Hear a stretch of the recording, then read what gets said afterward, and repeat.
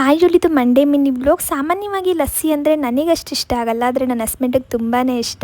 ಅವ್ರು ಹೊರಗಡೆ ಹೋದಾಗೆಲ್ಲ ತಗೊಳ್ತಾ ಇರ್ತಾರೆ. ಅದರಲ್ಲೂ ಕೂಡ ಮ್ಯಾಂಗೋ ಲಸ್ಸಿ ತುಂಬ ಚೆನ್ನಾಗಿರುತ್ತೆ ಅಂತ ಹೇಳ್ತಿರ್ತಾರೆ. ಸರಿ, ಇವತ್ತು ಅವ್ರಿಗೋಸ್ಕರ ಮನೇಲೆ ಮಾಡ್ಕೊಟ್ಬಿಡೋಣ ಅಂತ ಹೇಳಿ ಒಂದು ಜಾರ್ಗೆ 1 ಕಪ್ ಮೊಸರು, ಒಂದು ಸ್ವಲ್ಪ ಕಲ್ಸಕ್ರೆ, ಹಾಗೆ 1 ಕಪ್ ಹಾಲನ್ನ ಹಾಕೊಂಡಿದ್ದೀನಿ. ಚೆನ್ನಾಗಿ ಹಣ್ಣಾಗಿರೋ, ಸ್ವಲ್ಪ ಕೂಡ ಹುಳಿ ಇಲ್ದಿರೋ ಒಂದು ಮಾವಿನ ಹಣ್ಣನ್ನ ಕಟ್ ಮಾಡಿ ಸೇರಿಸ್ಕೊಳ್ತಾ ಇದ್ದೀನಿ. ಹಾಗೆ ಸ್ವಲ್ಪ ಕೇಸರಿ ದಳನ ಹಾಕೊಂಡು ನುಣ್ಣಗೆ ಗ್ರೈಂಡ್ ಮಾಡ್ಕೊಳ್ತಾ ಇದ್ದೀನಿ. ಇದಕ್ಕೆ ಬೇಕು ಅನ್ನೋಂಗಿದ್ರೆ ಏಲಕ್ಕಿ ಕೂಡ ಹಾಕೊಳ್ಬೋದು. ಸಾಮಾನ್ಯವಾಗಿ ಹೊರಗಡೆ ಫುಡ್ನ ನಾವು ಯಾಕೋತ ಜಾಸ್ತಿ ಇಷ್ಟಪಡೋದು, ರುಚಿ ಜೊತೆಗೆ ಪ್ರೆಸೆಂಟೇಷನ್ ಕೂಡ ಚೆನ್ನಾಗಿರುತ್ತೆ ಅಂತ. ಹಾಗಾಗಿ ನಾನು ಮತ್ತೊಂದು ಮಾವಿನ ಹಣ್ಣನ್ನ ಹಂಗೆ ಗ್ರೈಂಡ್ ಮಾಡಿಕೊಂಡು ಒಂದು ಗ್ಲಾಸ್ಗೆ ಮೊದಲು ಆ ಮಾವಿನ ಹಣ್ಣನ್ನ ಹಾಕೊಳ್ತಾ ಇದ್ದೀನಿ. ಈಗ ನೋಡ್ತಿದ್ದೀರಲ್ವಾ, ಗ್ಲಾಸ್ ಫುಲ್ ಸ್ಪ್ರೆಡ್ ಮಾಡಿಕೊಂಡೆ.